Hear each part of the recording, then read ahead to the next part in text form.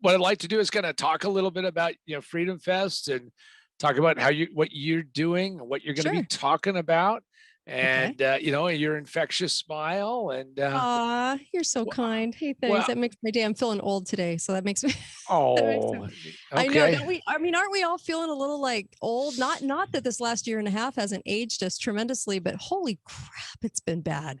I swear I'm feeling it. Are you feeling it? Well, I try to keep level headed. So, Yeah.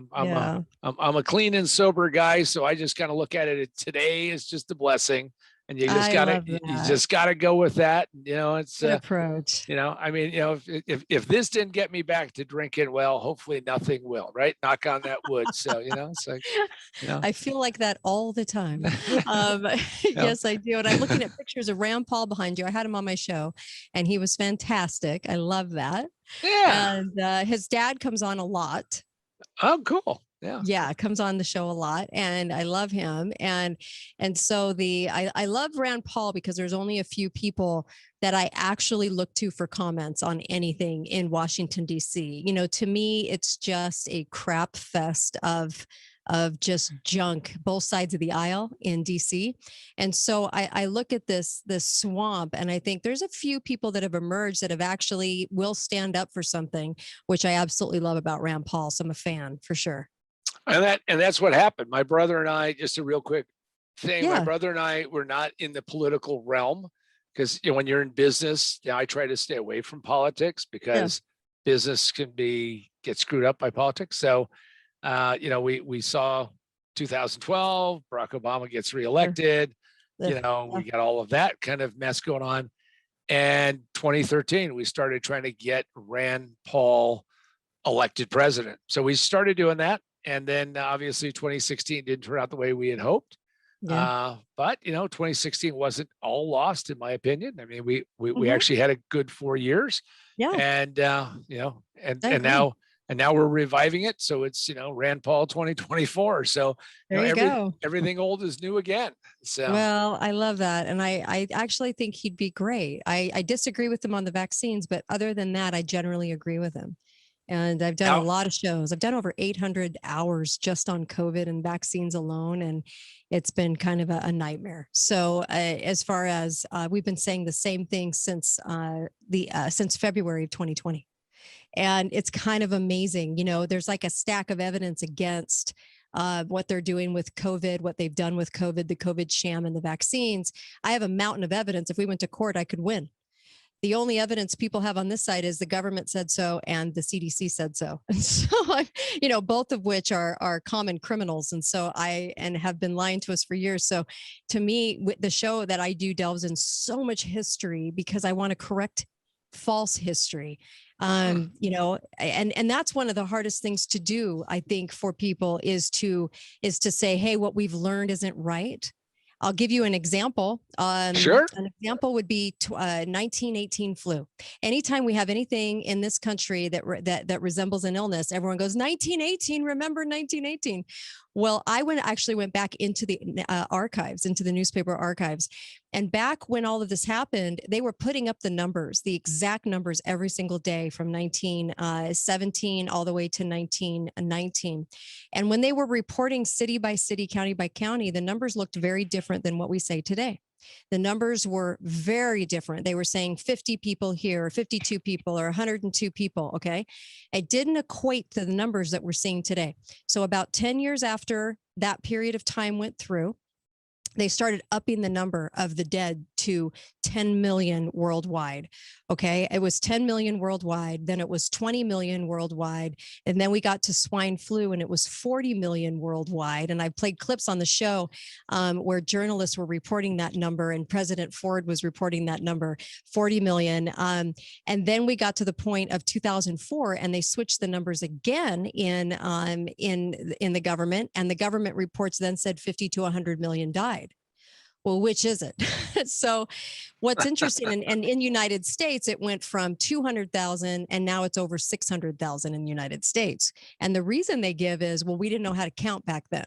Sorry, Buster, we did too, because the numbers are actually exact in all the counties. We did know how to count, but we upped the number all the way through. As far as people dying from that era, I wouldn't be able to correct it. Now, all of a sudden, the numbers jump to 50 to 100 million. That's a pretty big spread, but that's the number we report about whenever we want to say, oh, we can't do that again.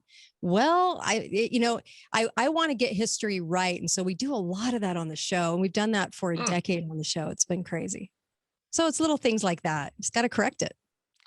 Well, it sounds like it's something you're impassioned about, something that we, and that's good. Yeah. I mean, that's good. I mean, so in some ways, what you're saying is it's the San Francisco earthquake and fire. I don't know if you know those statistics, but not offhand, but I know what you're talking about. Sure. Well, so that the earthquake happens, and then after the earthquake, there was all of these fires. Right. Well, turns out that a lot of those fires were building didn't absolutely fall over. And if you didn't have earthquake insurance, well, you had one of these fires. So your house mysteriously, your fire. Business, you had a fire. Wow. And, yeah. It's isn't it amazing how what we tell ourselves now as far as history, how we've repainted history? To me, sure. It's true. Today on the show, we discussed just offhand, we discussed how books have changed. And back in the late 1800s, they used over 100 adjectives in the first 5 sentences of a book compared to the books the kids read today that have 11. Oh, yeah. We don't even read the same. We do not connect with information the same. Everything's been so abused, I think, by mainstream media, pigs, I call them. They're these whores of the media, as Salente calls them. I love it. But they spit out this information that they've been given in their scripts. And then we all walk away thinking we know facts. These aren't facts. We're taught completely different nowadays. And this is why I expose a lot. I was on the Fox News affiliate for about 5 years. And what was tough about that was, well, the good thing was a lot of guests came on the show. The bad part about that is that when I start pointing out that both sides of the aisle are completely screwed up 100% and causing these problems to occur, and there's not much difference between both of the sides of the aisle, then the Republicans don't like it very much, right? And so that causes a problem when you start to speak truth about what's going on. And if there was a team A and a team B that were good and bad, you would have seen distinct differences every 4 to 8 years. You would have seen everything that went up for 8 years, then got repealed for 8 years, right? Yeah. You would see in glaring lights who is the bad guy, who is the good guy, getting us back to what liberty is. But we don't see that. We see excuses. We say, oh, that the other team wouldn't let me do it. Or, we had the power in 2017 even, but we didn't do anything with that power. We just blamed the minority parties again. And so that's the lie we're consistently told, is that one side is good and one side is bad, and that you need to think that one side is good and one side is bad. So we get real tribal. And so we try to cut a lot of holes in that narrative, because I hate that narrative. It drives me insane. It's so obvious, don't you think, about what's going on in this country? It's so obvious that they use these excuse tactics to get away with doing nothing.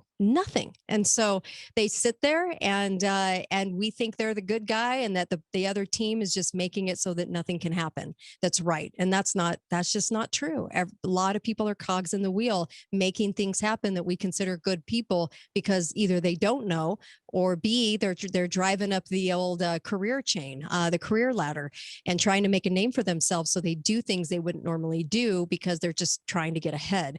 And so we see these problems cropping up. And this is what we talk about daily, live radio every single day, 3 hours a day. I mean, I swear I need tranquilizers at this point to talk about it. It's so fascinating. Well, and what you're talking about is just the pervasiveness of bureaucracies, because bureaucracies are always going to grow. Nobody wants to end a bureaucracy if that's where your job is at. Right. And it becomes bigger and bigger and bigger and bigger.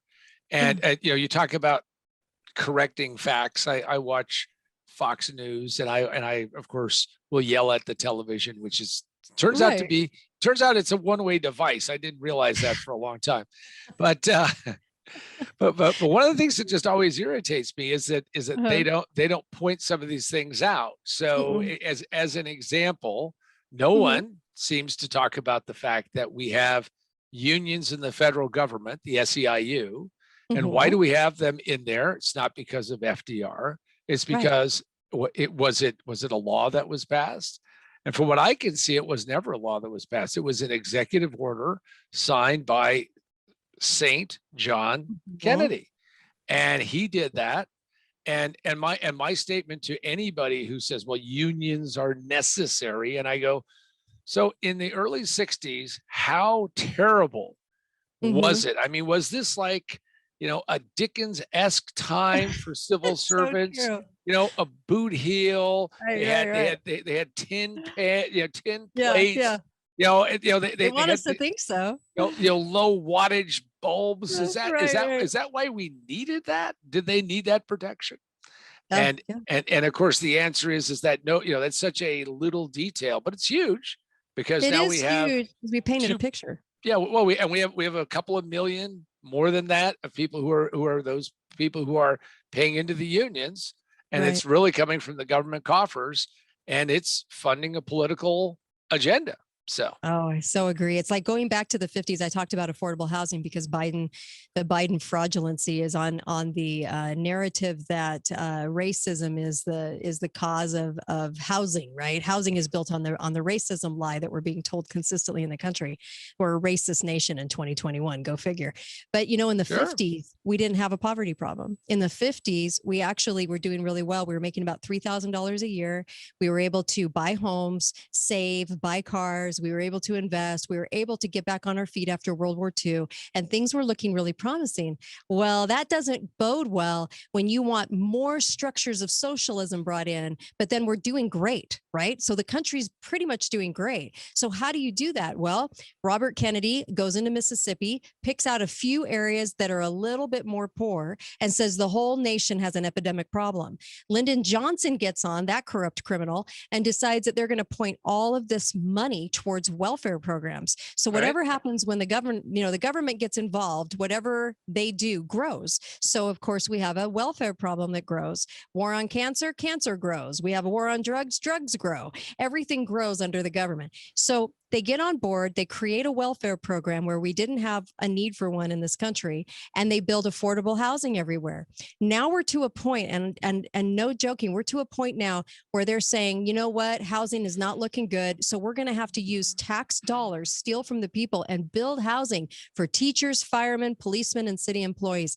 We're going to have to start doing this, and I know firsthand this is occurring right now. So what's insane about it is taxpayer dollars paying for more affordable housing, which, by the way, the shortages did not seem to have an issue with affordable housing, vaccines, masks, and social distancing signage. But whatever, it's a whole nother story. So we get into more and more affordable housing cropping up all through the United States right now, where the goal is to eradicate middle class. The goal is to eradicate completely the middle class. So you have the richy rich, and then you have most of all of us that can only afford government housing, government subsidized housing, government subsidized complete housing, whatever the case is, based on employment, based on who employs you. And so we're turning into places like Russia. We are turning our country over to this brick by brick, county by county, city by city. We're getting rid of our statues of history. We're getting rid of the names. We just had this happen in my college in my hometown. They got rid of the name Dixie. It meant something totally different down here. But of course, some people that just moved here were offended. So what do? Well, if they're going to remove a statue, you put 3 statues on private property. If you're going to remove a name from a college, you have 3 businesses come in that take up that name, and make sure that that we keep those legacies of history going. We're going to have to fight this. We're going to have to tell cities to stop taking federal money to do affordable housing, because affordable housing is really middle class eradication funding. That's really what it is. And so, but people don't understand that. Everyone does it. And look at me, I'm an elected official. I got a check from the government. I'm increasing our revenues. I'm special. I'm amazing. It's all about the money. Look at this check. Well, that check is destroying the country is what it's doing. But we're not calling this out as a people. We're just going, ooh, money? You mean I get to live in a place that's actually well, affordable. So I'll go along with this because I get something out of it. Everyone's going after me. I get something out of it. And the elected official gets something out of it. Everyone's getting something And in the end, we all lose. It sucks. And so we bring this up daily. So other than being not impassioned about this at all, Not what at else? all. Yeah. What else do you talk? You know Well, what? I'm the anti-feminist woman. I abhor feminism. I think feminism has ruined our families. So I speak out on it a lot. I say, you know what? When I make my man a sandwich, I'm actually doing it out of love, not slavery. Who knew? And so I speak out a lot about that because it pisses me off, number one. And it pisses me off because we're ruining the role of womanhood is really what we're doing. And I'm totally against abortion. And so I think it's murder. And so I speak out on that a lot. What's funny about me talking about women is that a lot of men will listen to the show and be like, wait a second, can I go get my wife so that she can you repeat that? Because I just can't stand these women knocking around in these boots with these coochie hats on their head and full of anger. They're marching around places. And I'm thinking, girls in America, you got it made. So then they do the whole wage thing. Well, the wage thing's a lie. Of course, Women, yeah, men typically will take overtime. Women typically don't. Women come in and out of the workforce. Well, if a man stays in there for 20 years and earns his place at the company because he hasn't left, too bad. You know what I mean? Okay, good. Good for you. But women come in. This is how Supreme Court Justice, what's her bucket, who just passed away. This is what she did. Was she you're talking about Ruthie? Yes, Ruthie, darling. She went in. First of all, she abandons her kids. Then she goes in and demands the same income that her male counterparts are making, and she hasn't even been there but a day. So it's a bully tactic, is what it is. So these women are ginormous bullies, and I happen to like womanhood. I happen to like men being men. I don't like men being transsexual, and I don't like men turning to this metrosexual crap. It's like, be a man, be a little more John Wayne, and a little less female. I don't know what the word is.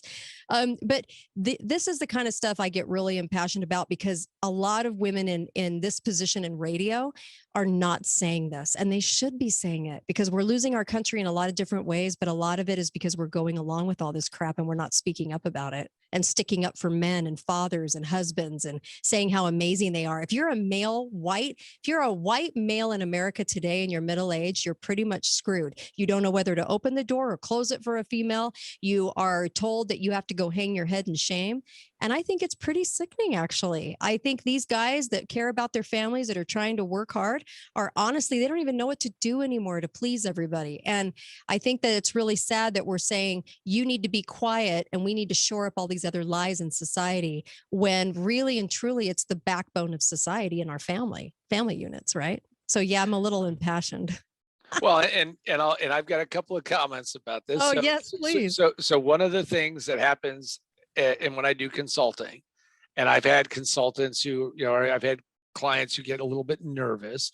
As I said, I live by a very simple set of rules, which is I make no excuses and I make no apologies. And you know who I am, especially because I have a body of material. And if you don't like the fact that, yes, I swear a lot, or I do a lot of these things, or I'm going to fire your non-effective employees and do some of these things, then you know what? Then you're going to have a problem. I grew up in a very left environment, very left environment. I mean, I went to an alternative school, like Montessori on crack, like around, the red schoolhouse in New York. No, it wasn't a red schoolhouse. No, it was, but I mean, I protested the Vietnam War. I got involved in, illegal. That's what they were doing at Little Red Schoolhouse in New York. Robert De Niro went there. Anyway, go ahead. All right. Yeah. Well, anyway, so I did all of that. But what I say to people is, I say, we're talking about the women thing. I said, listen, when I was at that age where I'm there, the women, girls were there. Yeah. Is that, okay, you want equality, that we treat you with some level of equality. That means if I say something, you say something, we go back and forth and back and forth. Sure. Now everybody is walking around on eggshells. Yeah. Everybody can't stand any of this stuff. And everybody is triggered, and it's nonsense. It's just BS. And the craziest part about it is, look, if you're not happy about it, I mean, and I heard this I heard this in the 70s. I heard somebody say, listen, and Gloria Steinem said this. Well, Gloria, CIA agent Gloria. women have to wash the guy's shirts and all that stuff. And I looked at my friends who most of my fellow students came from much wealthier backgrounds. I said, my mother, because my grandfather is a waiter, and he needs to wear a white shirt. And he in fact wore a white shirt, and it had a replaceable collar. Because they were old cotton shirts, and she would like boil that shit out of there. But you had to wear that because you needed to wear that. And I said, so Gloria Steinem obviously doesn't understand what these guys were doing. That was the uniform. Now you can say, well, we're going to tear all that down. Good luck, because what are you going to replace? Who runs the family? I mean, my gosh, who runs the family now? Gloria Steinem, all these women, I don't see a whole lot of happiness there. The whole women's cult feminist program was actually started by a woman named Kate, who was actually completely psychotic. She was completely psychotic, unhappy and mean. I mean, these women, I don't see a lot of happiness. Do you? I don't. I know that we get our happiness and joy from our relationships and our families. They want to do everything they can do to say they don't need any of that. They only need a paycheck and they only need prestige. I don't understand it. It doesn't bring life's happiness to me. My kids do. My husband does. Well, and the whole insanity of it is that if in fact you go down this road and that you say, I want all of this needs to be leveled somehow. Right. I'll recommend a book to you. If you've not read it, it's called How to Lie with Statistics. Oh yes, I have heard of it. I haven't read it though. Read a lot of books. I haven't read that one. It's an older book, but it's a great book because it teaches you how to do a spin, teaches you how to deal with this. And most of this stuff is crazy stuff. I said, because, if you want to go make the same amount of money, you have to go do who knows what you're going to do. But the other part of it is that it's all about performance. So what is the performance? What are you willing to sacrifice? What are you willing to do? How are you willing to do it? And that's what life is all about. And there's very little being grateful about what they now have versus wherever something else is. What are they marching for? Honestly, what do we not have in America? What is the march about? They put on those boots and they march around and they're stomping around angry. For what? I have yet to find out what. Because no one's paying for their birth control that it's $20-$30. So what? Pay for it yourself if you're so empowered. What a bunch of weirdos. I mean, these women to me are so full of nonsensical emotion. And they're telling us we're the stupid ones because we're caring for a family. It's really amazing. All I know is my kids love it when I make them dinner, and I do make dinner. I love being in my kitchen. I love it. I love serving my family. And that's usually how women really, our gifts are so innate, and they usually follow along this track of serving the family and the needs. I had Dr. William Farrell on, and he said the difference between fathers and mothers. A kid will sit at the table eating peas. The kid doesn't want to eat the peas. They're cold. So the mother will go in with this sort of, well, just eat 5 peas. Well, after an hour of the kid sitting there and they had 1 pea out of the 5, the mother will go, well, okay, I don't want to drag this out any further. Let's just be done.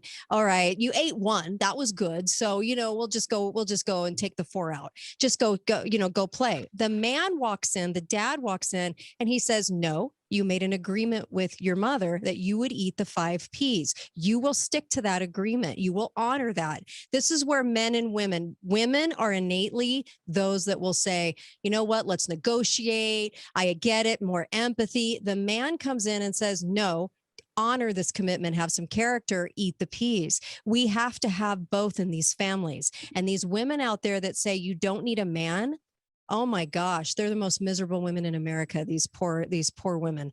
But this is exactly why we need 2 people raising a family, a man and a woman, is because they bring different strengths to that kid and teach different things. But we're screwing with all of that right now. We are dumping all that in the toilet, and we're saying men are unnecessary. I feel really bad for men in America right now. So we talk a lot about men, because we want to shore them up.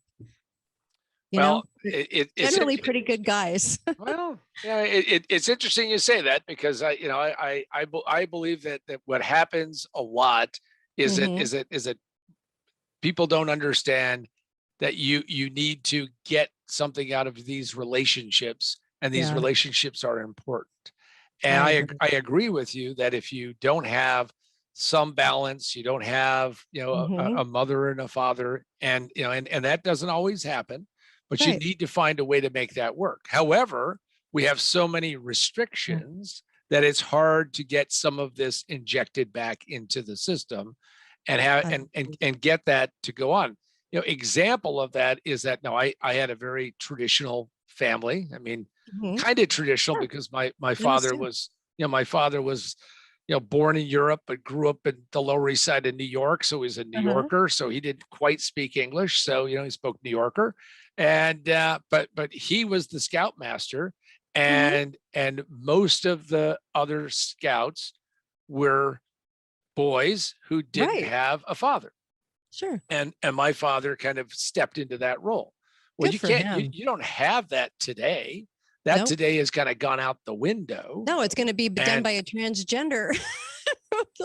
I mean, yeah, honestly, I mean, they're trying to be so conscientious of all the change and supporting all of this nonsense that they are actually even taking that away, or they're serving it up with this whole different heap of cancel culture crazy.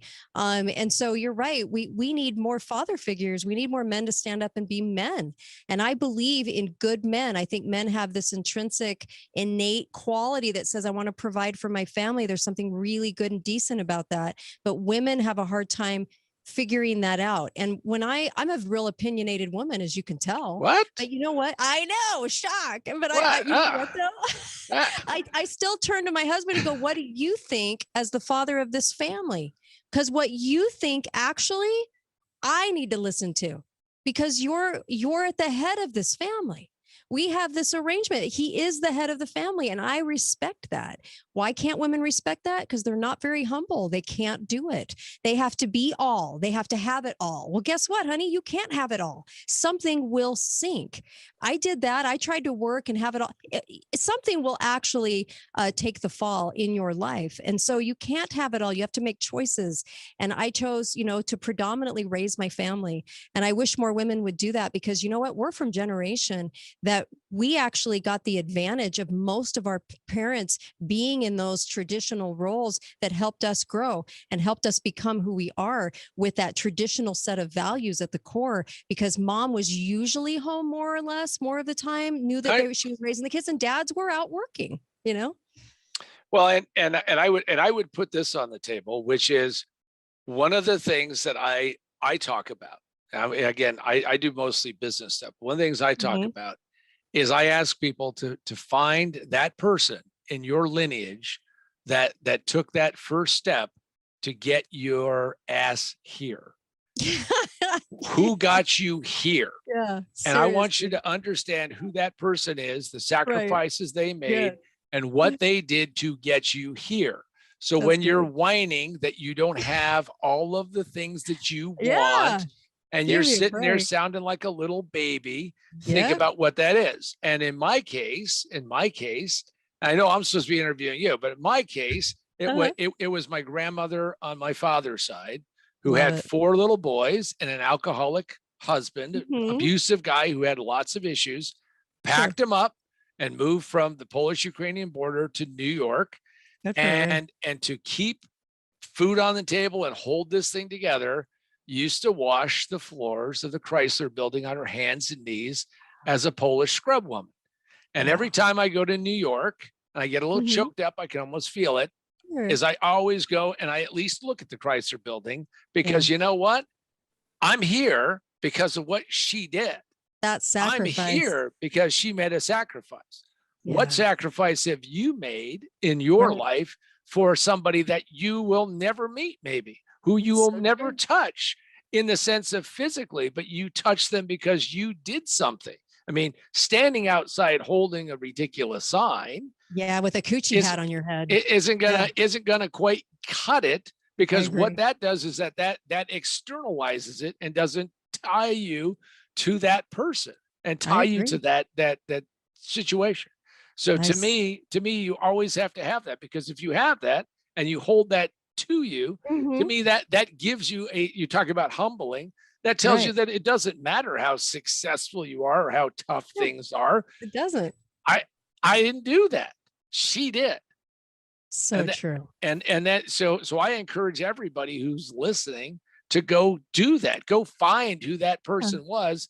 And if it doesn't make you seriously choke up and cry, then, well, there's something wrong with you, because that person gave it all in a way that you have never been asked to give it all. I mean, people, I'm sitting on an airplane. Got to tell you this, Kate. I'm sitting on an airplane. Okay. Southwest flight. I live on Southwest before the pandemic. And we're sitting there, and they come on, and the purser, who's the head flight attendant, comes on and says, well, looks like the Wi-Fi isn't going to work. Now, we're up in the air. Guy next to me looks at me and goes, God, it's the worst thing that could happen. No. It's not the worst thing that could happen. Engine falling off the side of the plane. That's bad. Going for CK Lewis. You're flying through the air. Exactly. The speed of light. Give me a break. 2.5 hours in the air. We don't have Wi-Fi. Oh my God. I can't text somebody. Wow. Yeah. What a hardship. Oh, it's rough. It's rough. They lost people in the covered wagons coming here. They lost half their kids, and we complain about the Wi-Fi up in the air that we can't do without for 2 solid minutes. You know what? It's amazing. It's amazing the lies we're told. It's amazing the fact that we go along with it. Maybe we're just that much of a sheeple. I'm not sure. But this last year and a half has been insane on the amount of lies. And I have been so perplexed by it since the beginning. I've done over 800 hours on COVID, on that stupid experimental shot that they're trying to shove down everybody's throats. They're giving lap dances in Las Vegas. Get the shot and get a lap dance, get free beer, get $1 million, get this money. If that doesn't tell you enough to stay away from it, I don't know what does. Good heavens. Kate, I have to, you don't know me well, but for 4 years I was a professional gambler, and I can tell you there is no such thing as a free lap dance. I will guarantee you that. That you want to talk about lies. You want to, let's expose. Expose may not be the right word, but there are no free lap dances. Oh my gosh. I can't believe the Larry Flint enterprise was doing that. It was kind of amazing. They stopped counting the flu February 9th of 2020 in Italy and here. I know I have the screenshots of influenza Europe. They stopped counting the flu. The government, the CDC came out and said 6% of the deaths were considered COVID. The rest were dementia, heart attack, and all the rest. An accident, because when you chop off an arm, that's COVID. And they even admit all this stuff. They admit that 99.9% of the time we're fine. They admitted that the death rate is 0.0054. They admit all this stuff, but no, they're cramming down a plague. Let me tell you what a plague is. A plague is when 20 people of your closest relatives just drop dead in front of you. That is a plague. Knowing one person that the doctor said they had COVID is not a plague. I know one person with cancer too. It doesn't mean everyone's got it. And so we're in this delusion in America that we've been under this plague for 18 months. Well, let me tell you, that's a slow moving plague. 18 months later, and I'm still fine. I haven't worn a mask since the beginning because I knew that masks didn't work. I knew that the CDC had already done all the studies that said a flimsy piece of cotton over your face, over your pie hole isn't going to do a whole lot. They're just a little bacteria festport. And so I knew this, everyone knew this, but we ignored it. Did you know they didn't mention the immune system one single time in any press conference in the last year and a half? You know why? Because when I had the flu a couple of years ago, I didn't get my husband and my kids sick. Why? Why didn't I get them sick? If we're just these little vegetables of disease, running around, getting everyone ill, and you can get 50 people ill as a healthy person. Well, they didn't get sick because their immune system kicked in. That's why they didn't get sick. I even share a bed with my husband. I know, it was a shocker when we were married, and he didn't get sick. Why is that? Because his own immune system fell into place, right? And worked for him. So it would be hard for me to even get 2 people ill, even if I was coughing and breathing on them. So we knew masks didn't work. Social distancing was made up by the 14-year-old daughter of the Surgeon General under Bush. She actually did it for a school paper. What was her thesis? Her thesis thesis was 10,000 people in a community can become ill if one person gets sick. The thing that she didn't include in the thesis for social distancing was, wait a minute, everyone has an immune system. Oh, I know, that's a really big component because the immune system keeps us well. So all these lies have been told. Social distancing for healthy people. You can go to Walmart, nobody keels over and dies, in the post office, but you can't go to church. All of this stuff, if they had to take a poll and ask people if the plague is still here, in a real plague, you wouldn't have to do that. It's like an earthquake. Did the earthquake happen or didn't it? You don't have to poll people to ask them, did an earthquake happen? Because pretty much the consensus is going to be, yeah, it did. So we're either in a plague or we're not. I say we're not in a plague, nor have we ever been. And so I also did some study on this too. Not one cemetery was built in the year 2020 for all the dead. Each cemetery in America does about 113 deaths a year. And we spent actually less money in 2020 on death than we did in 2019. And we didn't build one new cemetery, nor did we add on to one to house these so-called almost 600,000 dead. So there's something going on here that's a complete and total lie. It's a total sham. And we believe it hook, line, and sinker. It's because we've been dumbed down. We say the media says it, the CDC says it, CDC, who has been fraudulent for years. They own the patents, they get the money stream.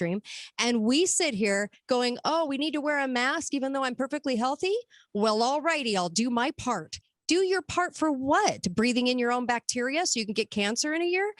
This is the nonsense. This is how dumbed down we've actually been. And man, 800 hours later, can you even imagine? I've done 800 hours on this BS since the first week of February. First week of February, I was going, we're locking down for 15 deaths in America. Are you kidding? This is the kind of crap that I can't believe we're still digesting after this amount of time. Can you? They even said they don't have a sample of COVID. And we still go, it's a total thing. Yeah, we're going to die of it. We need to Wow. we need to get to an intervention and get you out of this loop and get you onto some other things too. So Oh, I know, but I just have to set that record straight because it's just nauseating. It really is. It's nauseating. And we're told a lot of lies. We're told a lot of lies about a lot of things. And you know, let me just say this. I've done over 25,000 hours of research in my career in radio, and I was just dropped on a show. I didn't ever want to be in radio. This was not my thing. I was an entrepreneur, and they put me on a radio show and I ended up loving it. And then I ended up realizing how stupid I was because I was a neocon. I was a neocon who just sort of went, oh yes, any war we're in is just, and let's just keep fighting them. And let's just keep installing governments everywhere. That works. And then I was just kind of a Fox News. I was like a dripper for, I could drip into Fox News, listen for a second, headline news, and get out. And when they stuck me on this show in the beginning, what was it, my name on the show? I just remember thinking I was pretty overwhelmed because I didn't know anything. And I realized how much I didn't know. And I look back today and I realize how much we've been lied to and how many stories and how many cover-ups. And people can say it's conspiracy. It isn't conspiracy when you can shore it all up with evidence. But you know what, though? It's been a whole 25,000 hours now of study because I'm usually up till 3 a.m. Studying. I don't utilize a lot of producers because I want to know the stuff myself. I don't know how you are, but I just feel like I have to know what's going on. And I just always appreciate any truth in radio, like yourself, like other people that are out there on the airwaves, because it's not easy to do. And it's not easy to tell people things they don't want to hear. That's the hard part. Oh, absolutely. So Yeah. talk to me about Freedom Fest. Let's get to Freedom Fest. I love Freedom Fest. So this is So going to be a lot of fun. I mean, there's a lot of speakers. I've had a lot of them on my show. This is going to be a lot of fun to talk with them in person. And I just think that we need more education, solid education. And when people go to events like this and they hear speakers speaking the truth, they walk out, innately when you're hearing truth. This is why you can watch mainstream media, the bobbleheads with the nice teeth and the fake hair, and you go, something about that's off, like they don't really have any brain cells between the ears. Something's wrong. They're zoning in on the camera and they're reading a script, but it doesn't make sense because we know that something's confusing. But when you hear truth, it's pretty amazing what happens. Your whole body resonates with that. You go, my gosh, I'm hearing some truth here. Very cool. So what are you going to be speaking at Freedom Fest? What's your topic? Okay, my topic is really having courage today and speaking out on liberty, because let me just say this. When I say if they take down a statue, put 3 on private property to compensate, there are a lot of ways that we can fight back. But the problem is that nice people are usually nice, quiet people. And we don't want to do a lot. We just want it to go back to normal, but we don't want to have to fight the fight. And it's not about a bloody revolution. We already did that. We did that. We've conquered that. Now it's about utilizing the Constitution, instead of paying a party, pay for people to go to court to fight these things in court, because we can utilize our Constitution. It's truly about getting your kids out of public school, making sure, because when in Rome, they're going to come out of Roman. Make sure that we are educating, teaching, and doing the things we can do. I played a tape the other day of Simon, what's his bucket? I can't remember his name. And he was a hero though. He was addressing the Pennsylvania school board. And he was basically saying, no, you cannot silence me. You can't give me 2 minutes and tell me to be nice, because the US Constitution and case law in the Supreme Court in 1968 says that I can talk not nice to you. I can say whatever I want and you cannot shut me up. We better start standing up for those rights. That's what I'm going to be talking about. And then I'm a moderator for gun control, which I love the Second Amendment, and Biden is just off his freaking rocker. And so when we listen to all these sound clips, they're lies. And so, yes, you need the ability to defend yourself, whatever that looks like to you, do it. And so this is America. We have 90% gun ownership. And the reason that we have such a low rate of gun violence in America is because of that gun ownership. It's a nice little threat, isn't it? And so when you go to somebody's house, they're going to have a gun. Well, 90% of those homes are going to have a gun. That's a nice overall threat out there to keep people at bay. And that's why our death by gun is such a low percentage. It doesn't even register as 1% in this country. Well, and of course, whenever you step into the gun controversy and they talk about how many people get killed with guns, you rarely see any kind of a breakdown, and there's Right. never any much data there. And what you just described, of course, is the fact that, yes, if you go to places where people have guns, the likelihood of somebody continuing to pursue something drops dramatically. So you're going to be talking about guns. You're going to be talking about having courage to have liberty. Yeah, we lack that courage. We do. We just lack it. I mean, I look back and back before our Declaration of Independence, we signed one, I think it was in the 1500s. And that one was this. This was the gist of it. We recognize we need a king at the helm. Because just think about how funny that is. We have to have a king tell us what to do. But if the king goes bad, we can take him out. Okay. Yep. And we can put somebody new in. So that was our mindset then. Then we grew into the mindset where we don't need a king telling us what to do. We could actually make those decisions for ourselves. Wait, what? Oh my gosh, ourselves? We could be in charge of ourselves? And so we had the Declaration of Independence. And I talk a lot about this when I do public speaking, because I want to remind people about this country and how great it was. I just spoke to a group of youth, and these youth were so cute. It was a whole entire school. And I said, do you realize that we're being told we're a racist nation? But do you want to know something about this country? This country actually allowed for freedom of religion. This is why a lot of people came, okay? This is what drew a lot of people here. Property ownership drew a lot of people here, because this is what separates us from a third world country, is that we have property ownership. And I said, what's the other thing? The other thing is, once we started as a country, once we put that in place and the ink was dry, it only took us about 80 years to eradicate world slavery that had been going on for centuries. This country is so special that white people, white Quakers, and ex-slaves worked together to make sure that in the span of only 80 years, because it wasn't Harriet Tubman, honey. Harriet Tubman came in at the very last 15 years of that 70 years and basically got her family out. But she was not the instigator. She did not invent it. It was white Quakers who risked everything with their organizations at church to develop the railroad, because slaves couldn't have done it at the time, right? So I deliver a lot of these stories to our youth, because I want our youth to be really proud of this country, because this country ended worldwide slavery.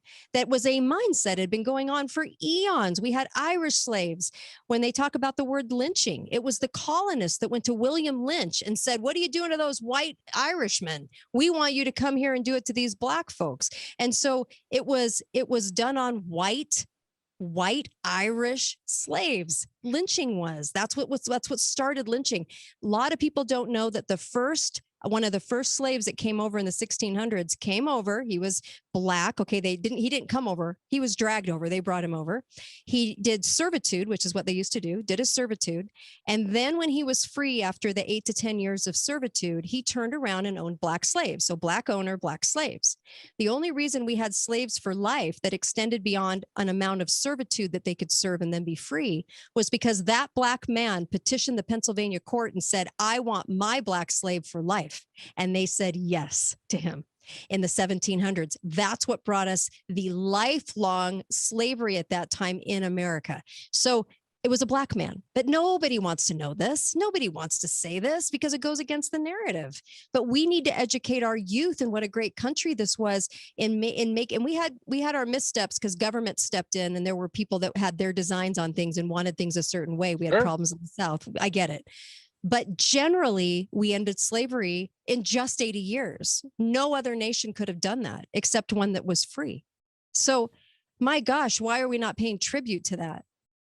We don't pay tribute to it. We're trying to eradicate that, erase it. Well, and again, as we move forward as a society, as we look at how many different multicultural people there are, and there are more and more multicultural people, at what point in time do you seriously say, enough is enough? And how are you going to ever figure out who is exactly who? Because we're not going to do purity tests. We're not going to do those kinds of things. So, well, it sounds like you're going to have a lot of fun at Freedom Fest. And for all of you who have listened to this, this is the most robust conversation I've had so far. And Kate is that a compliment? Now wait a minute. It is. No, it's you're a fireball. And I love it. Well, you're a fireball. You know what? It fires me up. Truth fires me up, and we've been told so little of it that I for some reason it just resonates. And I know you've got to be the same way. What are you looking forward to at Freedom Fest? Well, the thing I like the most about Freedom Fest is being able to talk to people who are not just stuck in one side of the aisle or the other side of the aisle. I mean, you end up with very vigorous debate. You actually hear debate, which is actually good. And probably the biggest thing is that you get to meet lots of really interesting people like yourself who are going to be there. Thanks. And so I like meeting the people and also kind of experiencing the entire palette, if you will, of all the various people. I mean, from people who are gold bugs, they've got something buried in the back of the 40 or something. They just got it in the bunker. To people who are Bitcoin crazy and everything in between, and and I think that's great. And then the other thing is that you get this sense that people really are impassioned and care about the issues they're fighting for, and I like that a lot. And I find that very exciting. And probably the best thing is that it gets you invigorated to go out and do the good fight.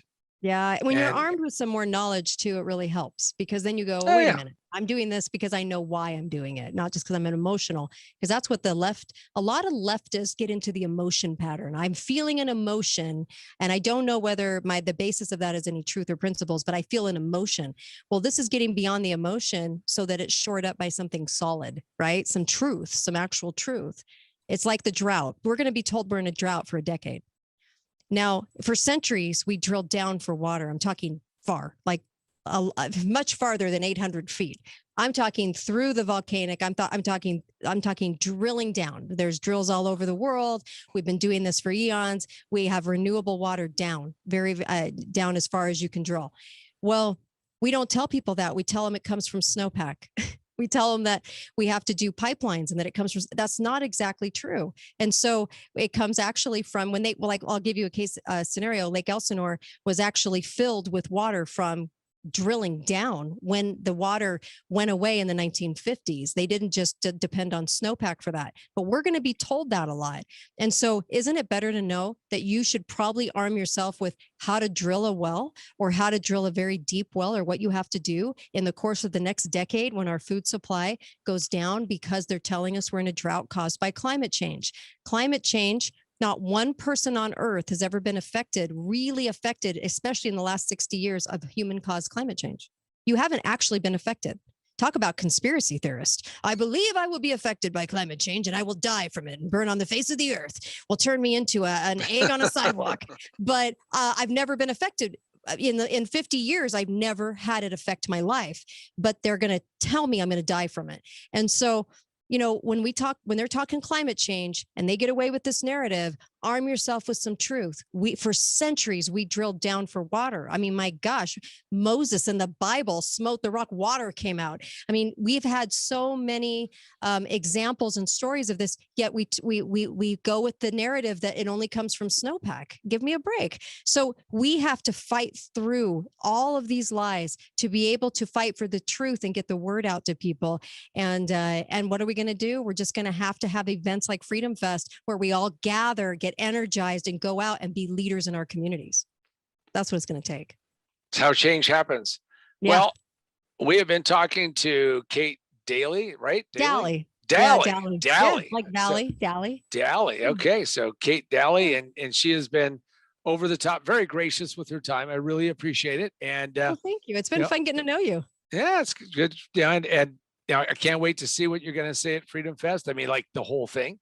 And all of you are out there. So here's the message, which is if you have not signed up for Freedom Fest, you should sign up for Freedom Fest. Oh yeah. Because you should make the pilgrimage. It's a pilgrimage. Think of it that. Go to South Dakota and show up. And I think that you're going to have a great time. And the most important thing is that, you're close to Mount Rushmore. So that's pissing off a bunch of people right now. So that's a perk. And then the other thing is you get to meet a bunch of libertarians and all kinds of people. And you're in a state where they never shut down. And you get to go out and do all kinds of really cool things. So I love that. And people can go to katedalleyradio.com if they want more about the show, because you can actually tune in right from the website. People do that all over the country, where if it's not live in their city, they just go to the katedalleyradio.com and they just hit the listen live button and you can listen in every day. We go through this stuff every day. We do a lesson in history. I mean, you name it. It's really fun, actually. And I'm actually excited to meet you at Freedom Fest. It's going to be a lot of fun. I'm excited to meet with you. And for all of you out there, this is John Paul Mendoza for It's a Paul World, and our, of course, firebrand, over the top, ready to go. I mean, and this is after she's already spent, how many hours today did you spend on the radio? At least 3 plus videos. Yeah, so, it's okay though. I love it. So we've got her on the backside of energy. I mean, I'm fired up today on the show. I'm going to bring a care package for your husband. I'm going to just say, does it have Quaaludes? Quaaludes. Whoa. Does it have? Well, you're throwing me back to my days of okay, yeah. Back to the 60s and 70s for you. Oh, I love it. There you go. All right. Thanks, everybody. And we'll see you at Freedom Fest. Thank you. Thank you.